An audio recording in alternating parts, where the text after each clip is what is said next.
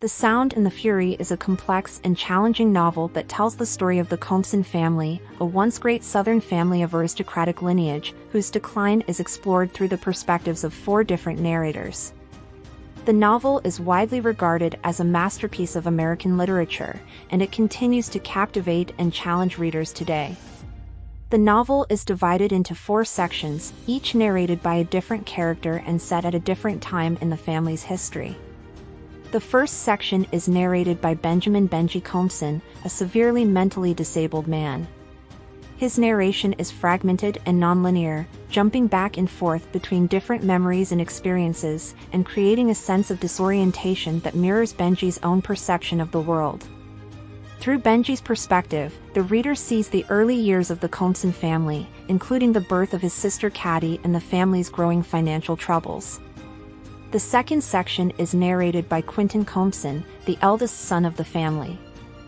His section takes place in 1910, when he is a student at Harvard University.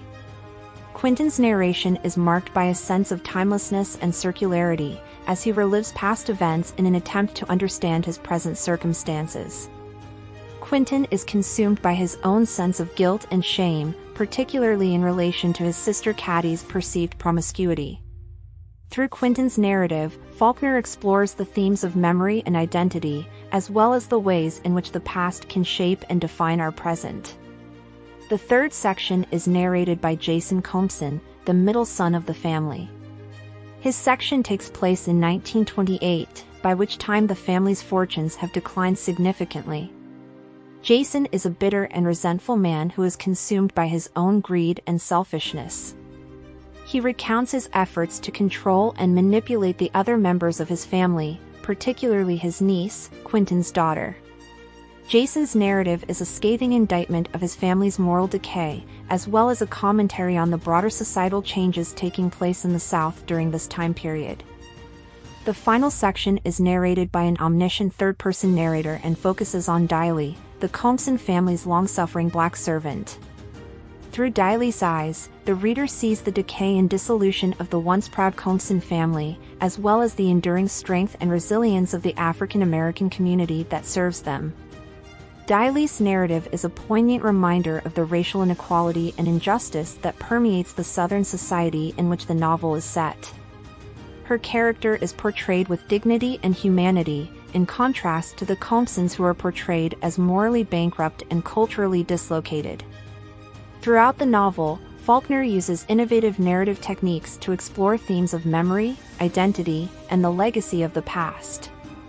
The characters' memories and perceptions are fragmented and distorted, reflecting the disintegration of the Compson family and the larger society in which they live.